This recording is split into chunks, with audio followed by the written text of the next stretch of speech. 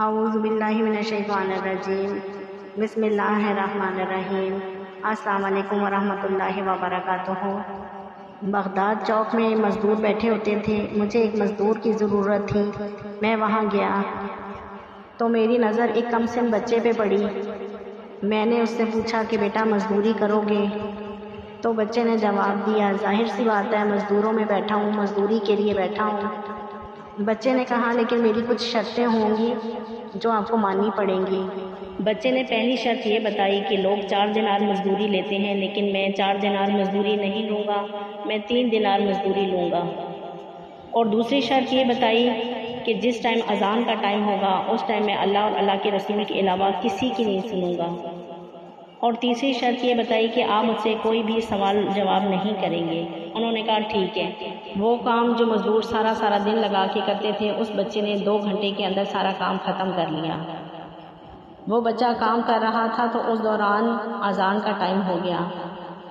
وہ بچہ نماز کے لیے جانے لگا تو ان کے بیٹے نے کہا پہلے اپنا کام ختم کر لو اس کے بعد جانا۔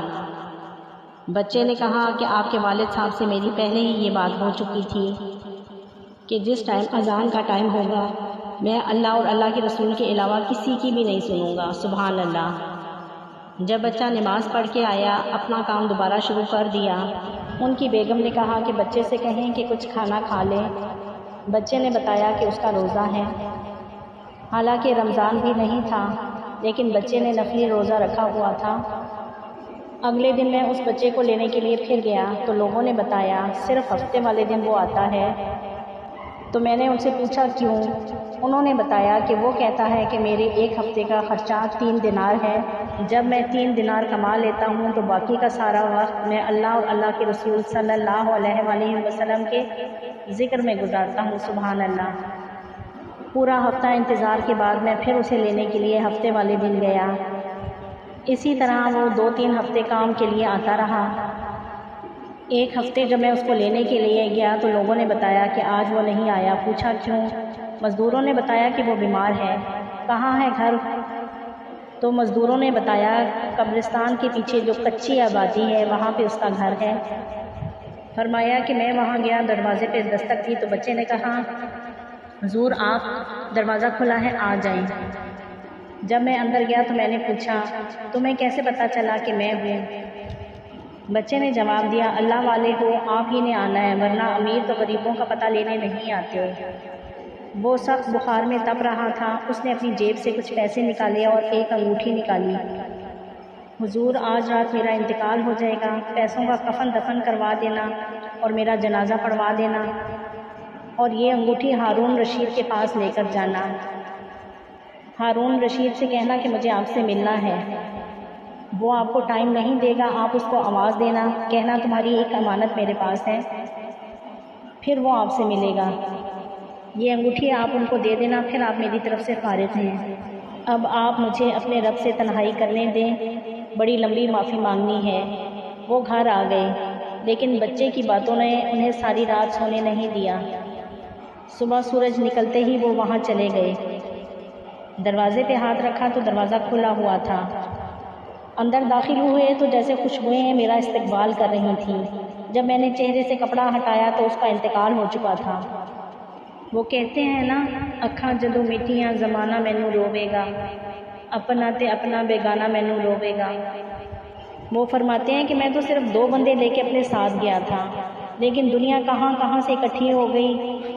جنازہ پڑھا کے میں ہارون رشید کے پاس گیا۔ میں نے بولنا چاہا لیکن وہ بادشاہ تھا، میری طرف دیکھا نہیں۔ میں نے اس سے کہا کہ تیری ایک امانت میرے پاس ہے۔ فرماتے ہیں کہ وہ مجھے ایک کونے میں لے گیا۔ پوچھا کیا بات ہے؟ میں نے ایک انگوٹھی نکال کے ہارون رشید کو دی۔ وہ انگوٹھی دیکھ کے چیخیں مار کے رونے لگا۔ اس نے پوچھا انگوٹھی والا کہاں ہے؟ میں نے اس کو بتایا کہ وہ تو انتقال کر گیا ہے۔ بادشاہ ہارون رشید نے کہا مجھے اس کی قبر پر لے کر جاؤ۔ جب میں اس کی قبر پہ لے کے گیا تو وہ چیخیں مار کے رونے لگا۔ میں نے ہارون رشید سے پوچھا میرا کلیجہ پھٹ جائے گا، مجھے بتاؤ تو صحیح کہ یہ کون تھا؟ نہ آپ نے مجھے بتایا اور نہ اس نے مجھے بتایا کہ وہ کون تھا۔ ہارون رشید نے بتایا کہ یہ میرا بیٹا تھا۔ وہ بڑا حیران ہوا۔ اس نے حیرت سے پوچھا کہ آپ کا بیٹا اور مزدور؟ ہارون رشید نے بتایا کہ میرا بیٹا حضرت داؤد تائی کے پاس بیٹھا کرتا تھا۔ وہ روز مجھے کہتا تھا کہ ابا بڑی دنیا اکٹھی کر لی، مرتے وقت آپ سے ٹانگیں سمیٹی نہیں جائیں گی، اتنا حساب نہیں دے سکیں گی۔ میں اس کو سمجھا دیتا تھا اور اس کی ماں بھی اس کو سمجھا دیتی تھی۔